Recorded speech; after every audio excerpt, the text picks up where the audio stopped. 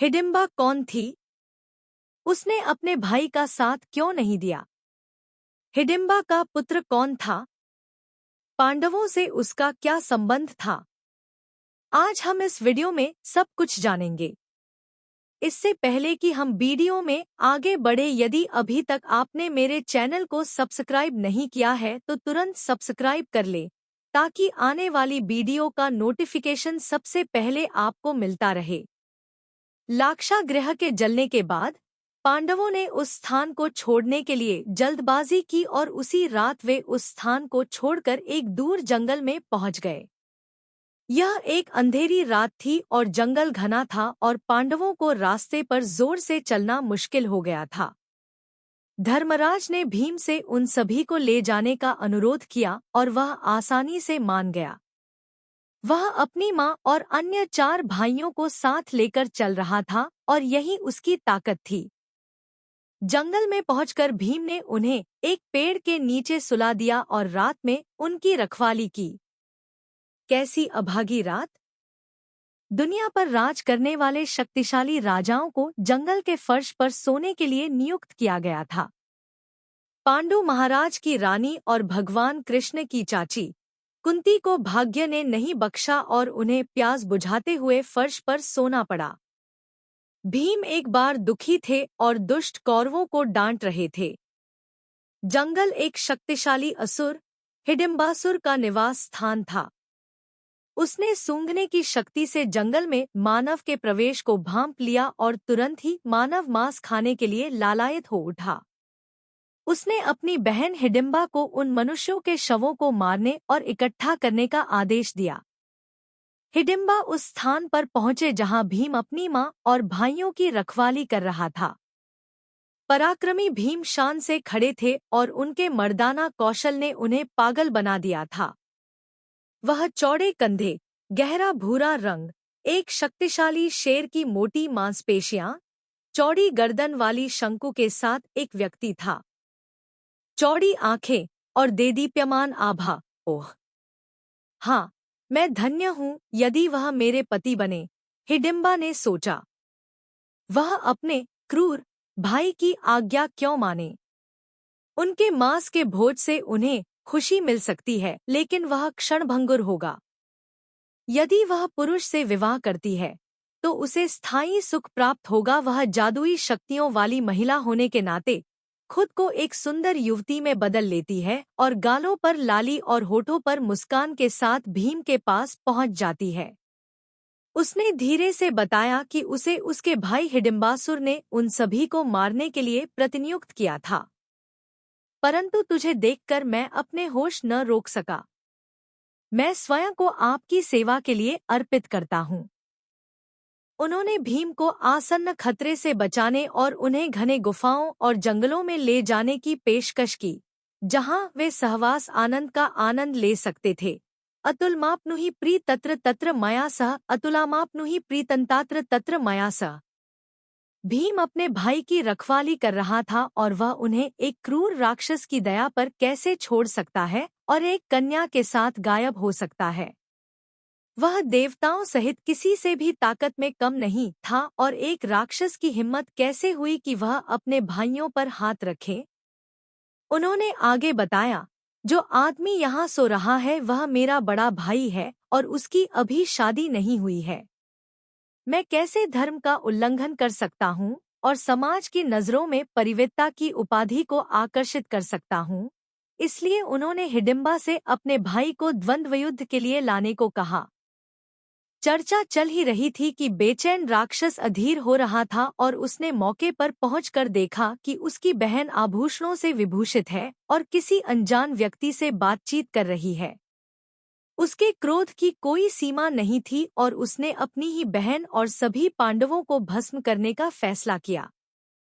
दूर से अपने भाई के घातक दृष्टिकोण से हिडिंबा भयभीत हो गई और भीम को अपने सभी भाइयों को जगाने के लिए सतर्क किया ताकि वह उन सभी को तेजी से अज्ञात स्थान पर ले जा सके।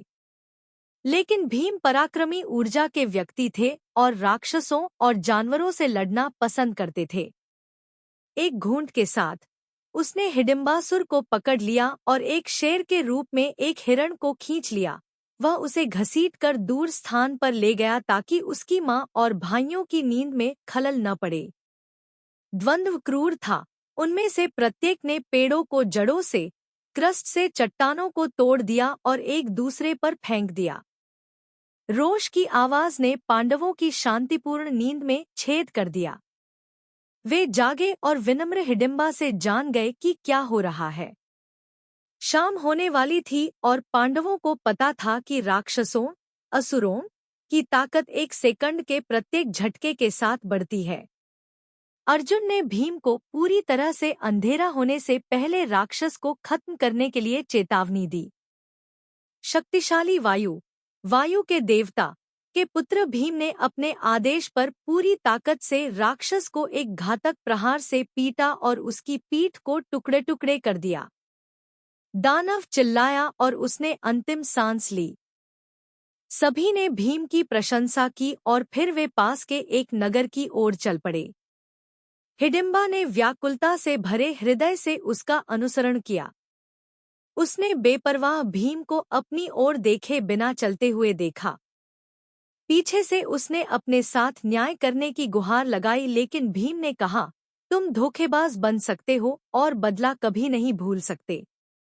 यह बेहतर है कि आप अपने भाई का अनुसरण करें और उसे तुरंत मरने के लिए दौड़े। लेकिन धर्मराज ने हस्तक्षेप किया और भीम को उसे मारने से रोका। स्त्री की हत्या करना पाप है, उन्होंने सलाह दी। तब हिडिंबा ने कुंती और धर्मराज की ओर रुख किया और न्याय की गुहार लगाई। उसने कुंती को संबोधित करते हुए कहा, हे देवी, आप जानते हैं कि महिलाएं प्यार के दर्द से कैसे पीड़ित होती हैं। प्रेम के बाणों से मुझे काटा जाता है और इस तरह कष्ट सहना पड़ता है। मैंने अपने लोगों को छोड़ दिया है और इस आदमी का पीछा किया है। यदि अस्वीकार किया जाता है तो विकल्प केवल मेरे लिए मृत्यु और मृत्यु है। वह फूट फूट कर रोई। उसने आगे तर्क दिया, कृपया हमारी शादी के लिए अनुमति दें। मैं उसे पृथ्वी पर आकाशीय स्थानों पर ले जाऊंगी। कुछ दिनों के लिए स्वतंत्र रूप से घूमेंगे और उसके साथ आपके स्थान पर वापस लौट आऊंगी। मैं हमेशा आपकी सभी कठिनाइयों में आपकी मदद करूंगी और आप सभी को किसी भी समय आपकी पसंद के किसी भी स्थान पर ले जाऊंगी। आसन्न खतरों से बचने के लिए और जीवन को बचाने के लिए एक कार्य योजना की योजना बनानी चाहिए। पथ पर चलने वाले लोग अपने भविष्य की योजना बनाने में कभी असफल नहीं होते। हिडिंबा ने आगे कहा, मेरे पास एक दिव्य दृष्टि है जिसके द्वारा मैं भविष्य की घटनाओं का पूर्वाभास कर सकती हूँ। कृपया मुझे अपने परिवार में स्वीकार करें और यह आपके लिए धर्म है। एक महिला का तिरस्कार करना धर्म के लायक नहीं है। मनुष्य जिन पुण्य कर्मों को करता है उनके जीवन का निर्वाह होता है। इसलिए पुण्य या पुण्य को प्राणदा कहा जाता है।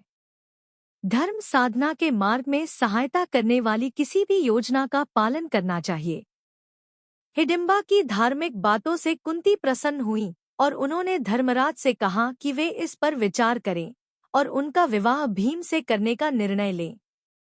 धर्मराज ने कुछ देर सोचा और मान गए कि हिडिंबा सही थी।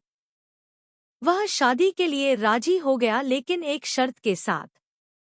आप भीम के साथ दिन में घूम सकते हैं, लेकिन आपको उन्हें रात में वापस लाना चाहिए।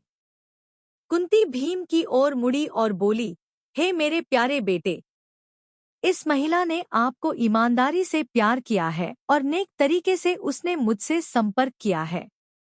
अब और बहस मत करो और धर्म के लिए उसका हाथ थाम लो और उसे एक पुत्र का आशीर्वाद दो। भीम ने सहमति व्यक्त की और हिडिंबा की ओर मुड़कर उन्होंने कहा, जब तक तुम एक पुत्र को जन्म नहीं देते तब तक मैं तुम्हारे साथ रहूंगा। हिडिंबा ने खुशी खुशी इस प्रस्ताव को मान लिया।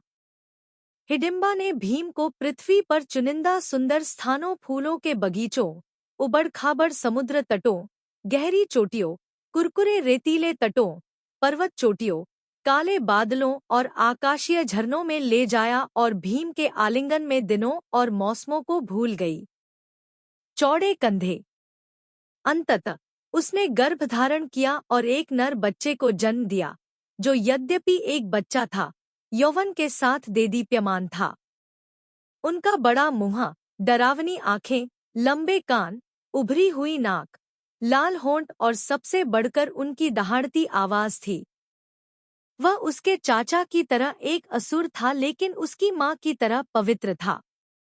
उसके सिर पर बाल खड़े होने के कारण माता-पिता ने उसका नाम घटोत्कच रखा।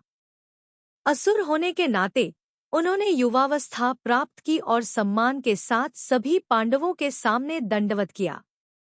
घटोत्कच और हिडिंबा ने जब भी जरूरत होगी पांडवों की मदद करने का वादा किया और अज्ञात स्थान पर छोड़ दिया। यदि यह वीडियो आपको पसंद आई हो तो आप इस वीडियो को लाइक करें, कमेंट करें और साथ ही अपने इष्ट मित्रों के साथ शेयर भी करें।